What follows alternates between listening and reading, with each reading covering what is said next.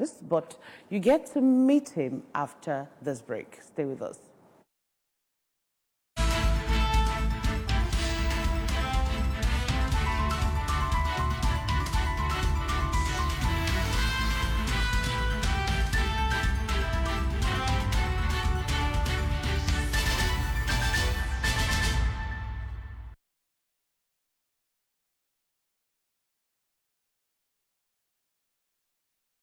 The show, and our guest is Emandi Ezenago. Emandi, glad to have you on the show this morning.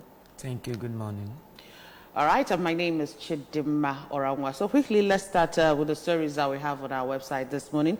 The very first story we have on our website is Anambra State Assembly commends Soludo for extending free educational policy to senior secondary students. Anambra East Mayor Chinweze Lord to Mrs. Soludo for benevolence to people displaced by flood. FRSC to intensify enlightenment campaign on safety measures. Mr. Soludo urges beneficiaries of federal government IFAD VCDP project tax packs to maximize opportunities. Tinubu postpones FEC meeting in honor of late CAS. Trump wins U.S. presidential election. Okay, Emandi, these are the stories we have trending on our website this morning. Which one would you want to talk about? Fortunately, all the headlines are so interesting. Interesting, right? But I want to talk about the House of Assembly commending the governor on the free education policy. Okay, they want extended to senior secondary. Yes, okay. It's a welcome development. It also shows that he has passion for education in the state. And you know, one of the ways to grow good citizens in a state is when they have quality education. Because in this education, they are being taught how the does and don'ts and the right way to do in the society, despite the fact that they come from different homes. So, and we know that without education, there is a limit to what area one can achieve based on the prospect. So that shows that he is interested in education. Then finally, I want to use the opportunity to congratulate the president-elect of United States of America, Donald Trump. I'm not surprised when he emerged victorious. So you were supporting him? Very much. Okay. I supported So I should also him. say congratulations to you. Of course, okay. I supported him, and I'm so happy that he won. So congratulations once again to Donald Trump. All right, that's it for the news we have on our website this morning. Let's quickly go over to the papers we have. The very first paper we are going to review is the Vanguard newspaper. And we have as the banner headline there, U.S. poll, be president to all, Kamala charges Trump. That's the big story there. And we have as the rider as Tinubu Biden, world leaders orders hail him. End bad governance, go after real culprits, not minors. This is Emia Sanusi speaking. And then we have Nigeria to make investment decisions on 5 projects worth of $50 billion coming from the federal government. Zenith Bank reassures customers following successful IT upgrade.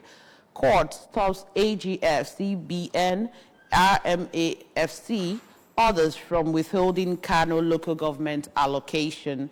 And then we have there, for second time in 4 months, Discos raise meter prices by 28.3%.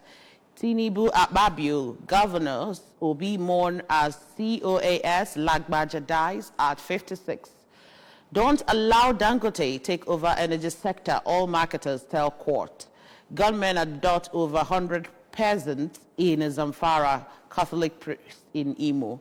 Okay, then we have under there sports, Morocco 2025, Ekong, Lukman, Osimhen, Simon, others gear up for Benin, Rwanda. All right, then let's see the next paper we have so that we take both together. Let's quickly go to the Guardian newspaper. We have there, U.S. decides, low expectations, optimism, herald Trump's second coming. You can get full details on page 6 of the Guardian newspaper.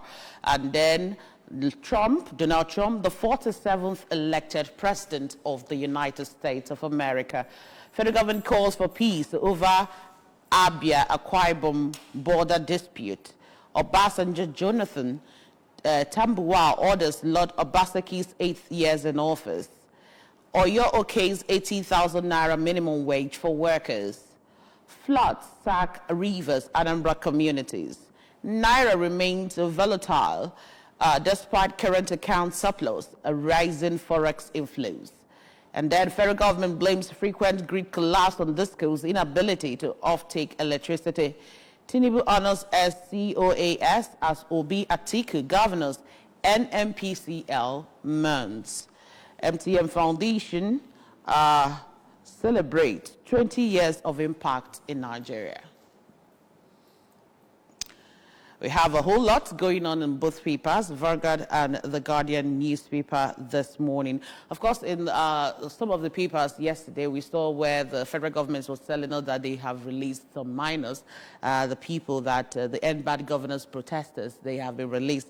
But from what Emir Sanusi is saying, he's saying that they should go, the federal government should go after the real culprits, not minors, because obviously, probably the minors that they arrested and released yesterday were not actually the people that, are fomenting trouble in the land. We have a whole lot of people. We have the bandits, we have Boko Haram, we have the kidnappers scattered all over the country, and then you are arresting the people that came out to say that they are tired of the situation. We are actually hungry. We need things to be done the right way. Yeah, the arrest of the minors is just like beating a child and telling that child not to cry, in the sense that this is what gingered the End Bad Governance protest.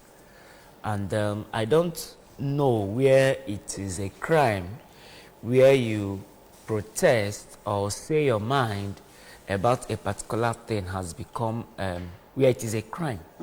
So even if those group of people released are not minors, so does that mean that if they weren't minors, they would have been arrested and persecuted for what? For protest. Whereas we've not heard about bandits, the Fulani herdsmen, the unknown gunmen, and the rest of them being arrested, tried, and persecuted. You find that the way Nigerian government do things, it's an upside down arrangement, which is totally wrong, and I condemn that. And coming to the release of those minors, I want to say very big thank you to every one of us that lent our voice in that aspect. That was through the social media. That gave us the power of social media. And it was when the thing was trending between last week and beginning of this week. At the end of the day, the president gave an order for immediate release of those minors. I commend His Excellency, the President of Federal Republic of Nigeria, for that action, and I commend him. And I say that the same action that he took, please, he should ensure that there is security in the land, and also ensure that the economy is balanced so that such protests will not rise up again. Okay, oil marketers in Nigeria are also telling the federal government that they should not allow Dangote to take over energy sector. How do you see that statement coming from marketers? It's just as if Dangote is the owner of Nigeria. But does he have that capacity or capability to take over the oil sector? It's just a refinery. No, say, listen, it's just a refinery. But if you look at it critically, you find out that it is the only functioning refinery we have in this country. Yes, It is the only. Now, I believe that it's one of these political statements that we see. But you know, if we want the best in this country, there should be competition, both from the private sector and in the government sector. Had it been that, let's say for instance, that the federal government were able to work on this thing, on the refineries, in Delta State, River State, I think Kano or Kaduna State, like that. If we have these refineries functioning, you find out that there will be competition. And if you watch also, if, as we're in Anambra now, you find out that the transportation of moving petrol from Lagos to Anambra, the rate will be different from moving from Delta State to Anambra State. You see? So that is where the competition comes in. And now those in Anambra will say, okay, let us patronize our neighboring state so that it will also be of a balance. Now, it also make the private refinery to say, okay, the federal government is selling at 100 naira, let me sell at 80 naira, or let me sell at 90 naira. That is where the competition comes in.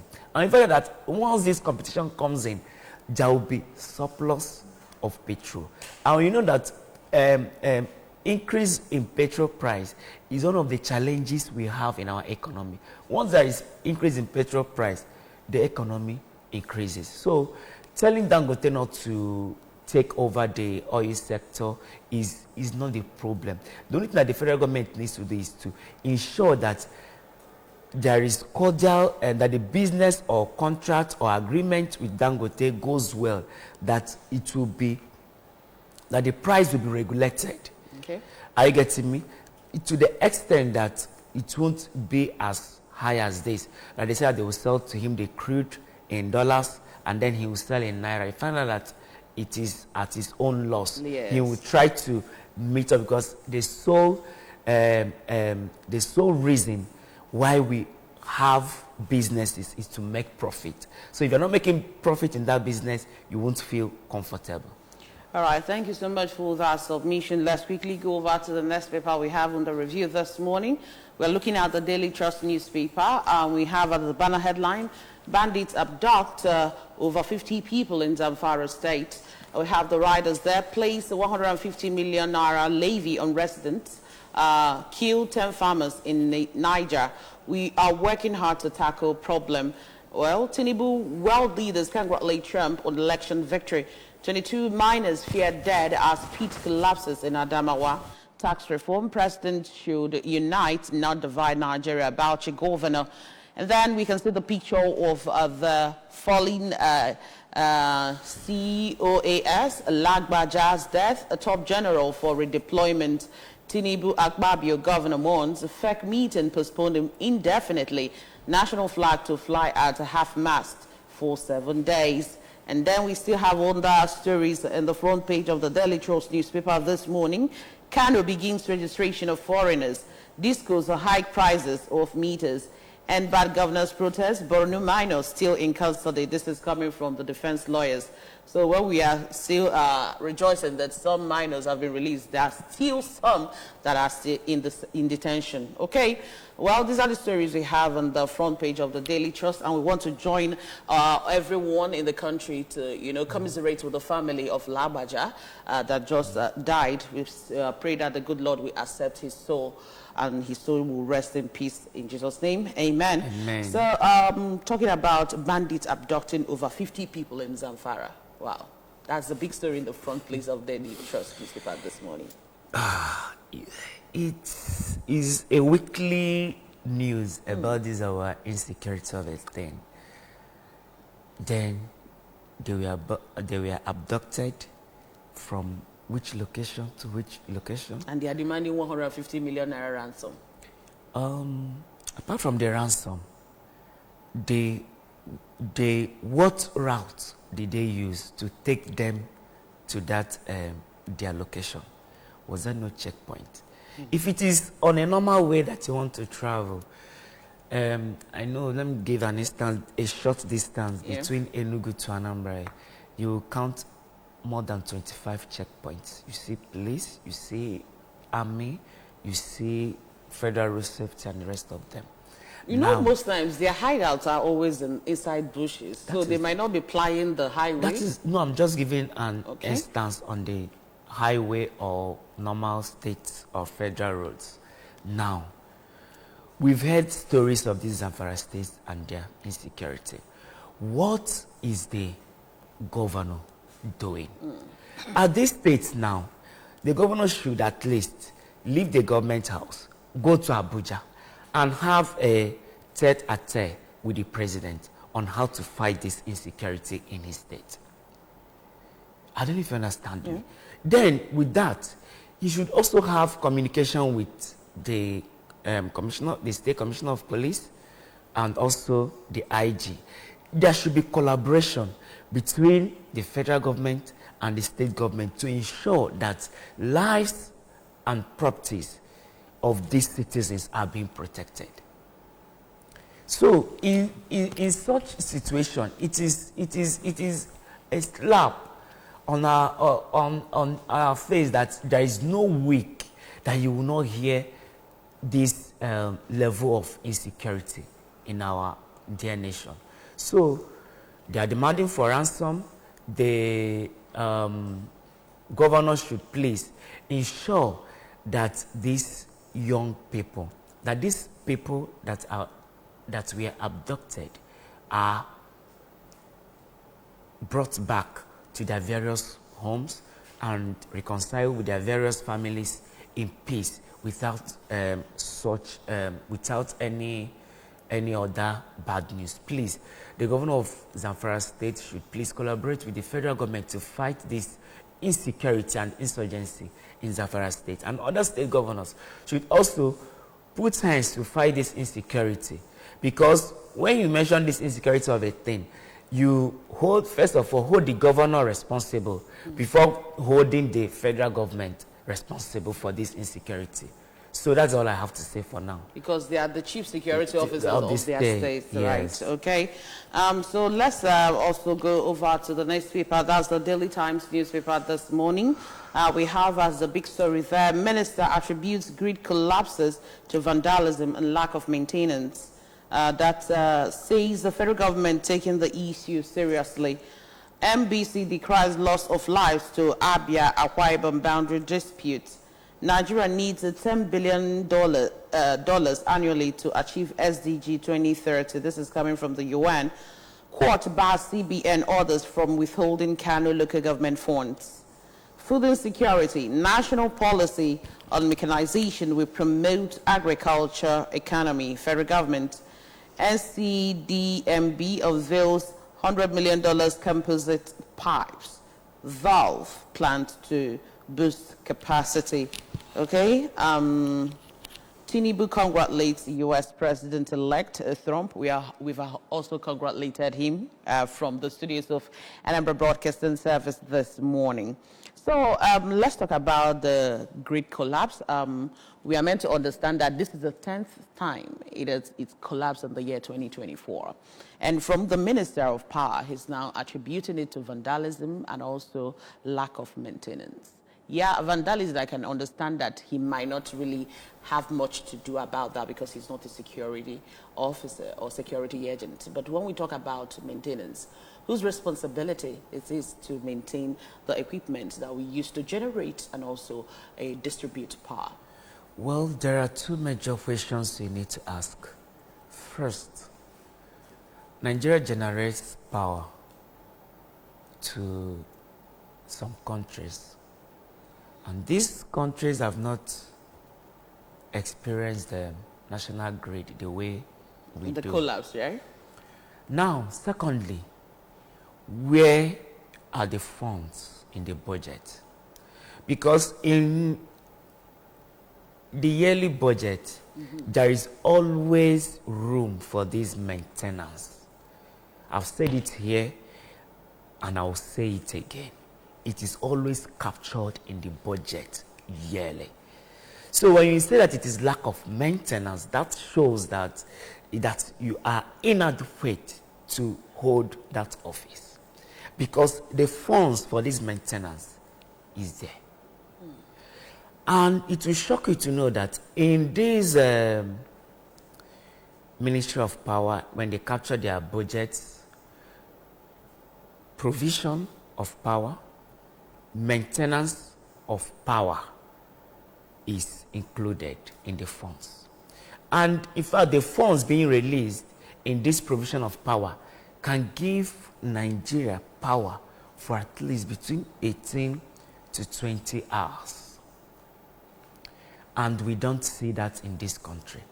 Where do the funds go to? That is what you have to ask. So for the minister to say that it is vandalism, now does that mean that we don't have some security agents there? If vandalism should take place, the security agents in charge to protect the equipment or the machines or whatever it might be should be held responsible. Now, when it comes to lack of maintenance, the minister should be held responsible, or held responsible rather.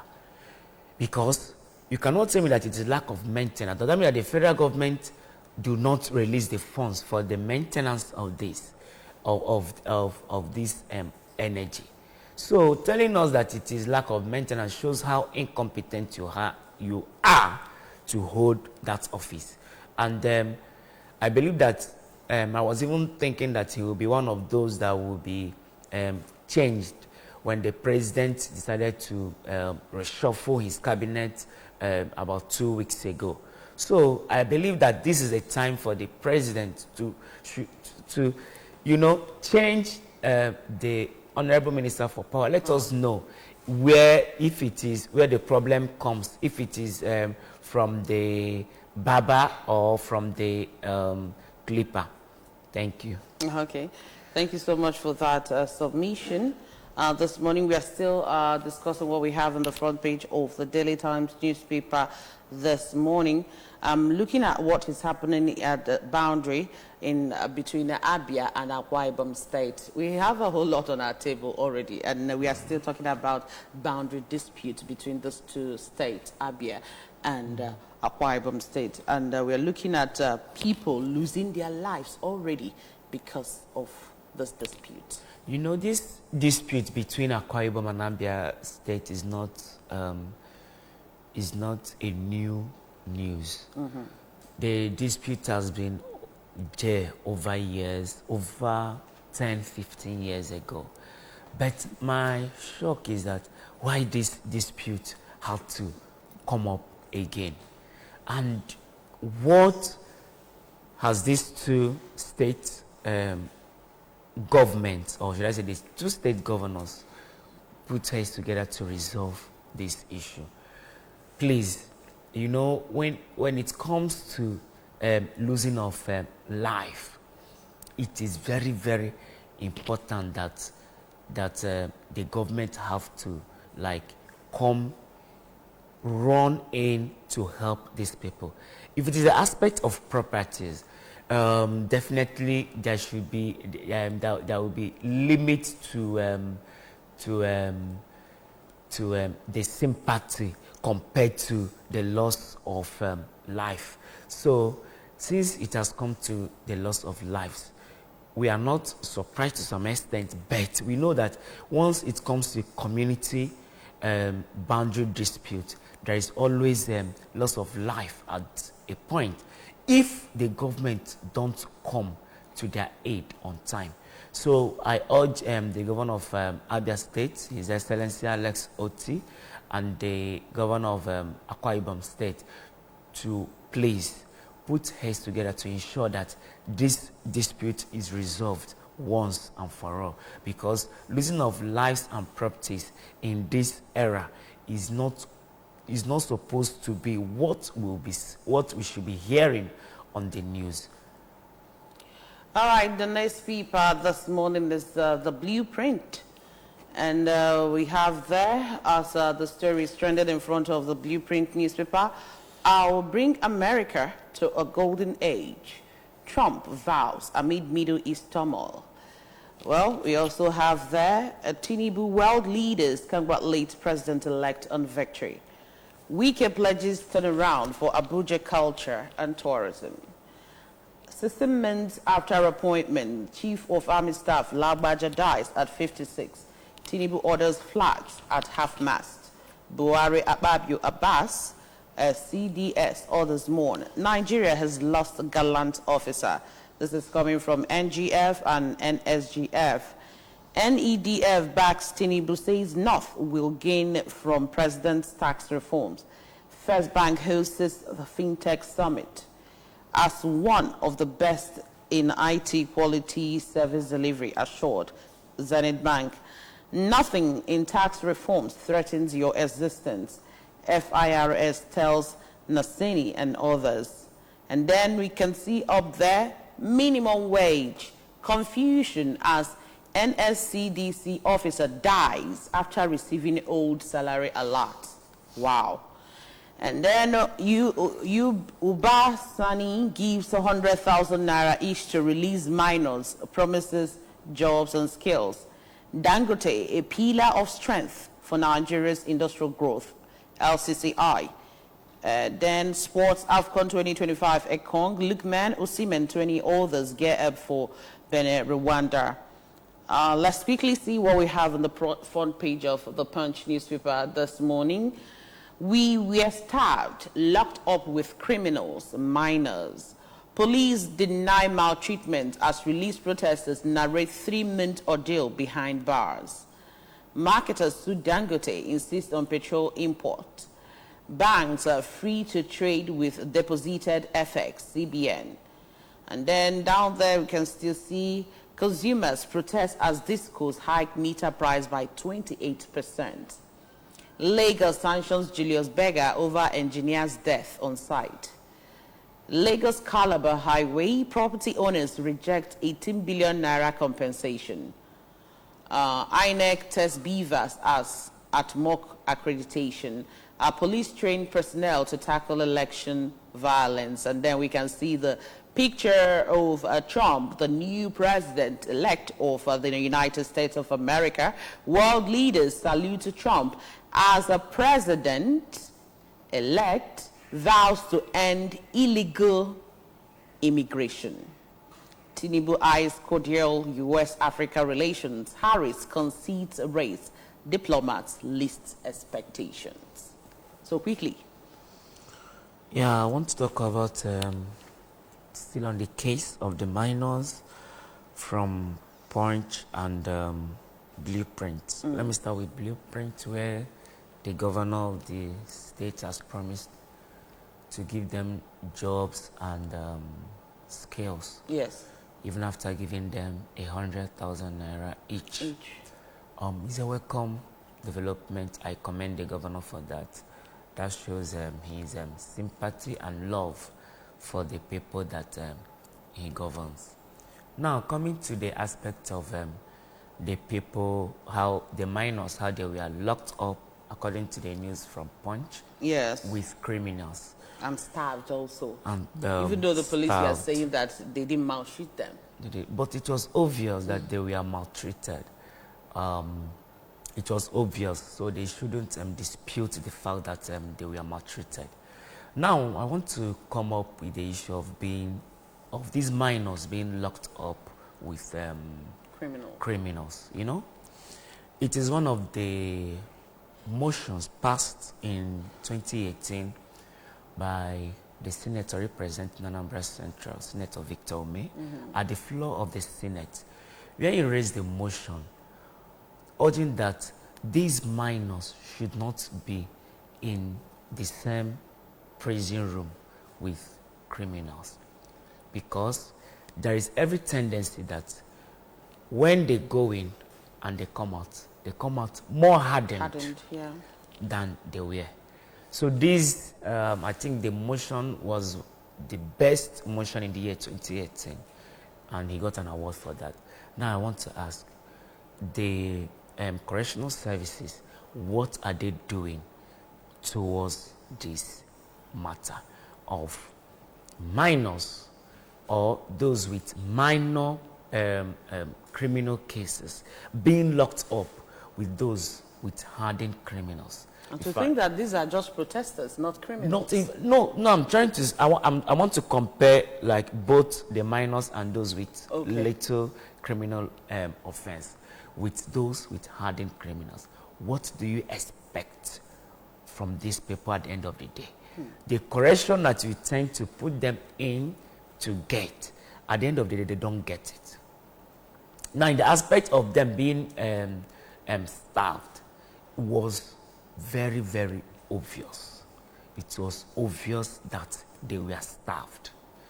And these people, they are minors. They don't know anything. When I was watching them, when they were saying their age, some say they were 10, some 14. The highest was about between 16 and 17. None of them were up to 18. So, and you have to put them, that shows how callous our leaders in these correctional services are.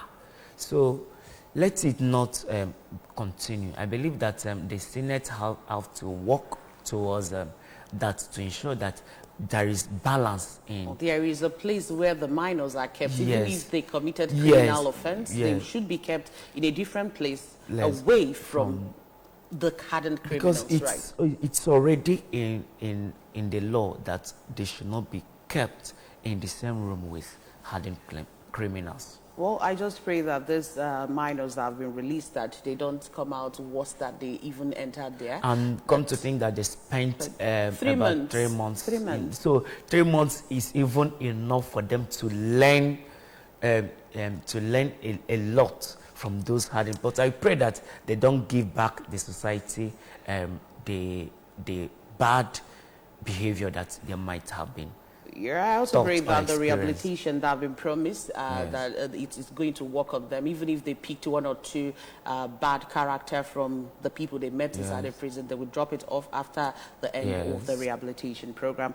Well, on that note, we want to say a very big thank you to you, Imandi Ezenago, for joining us on Press Review this morning. Thank you for joining us. Thank you, Chidima, for having me. All right, and that's it on Press Review. Thank you so much for being part of it. My name is Chidima Oranwa. We see you at the other side for the next segment of the program. Stay with us.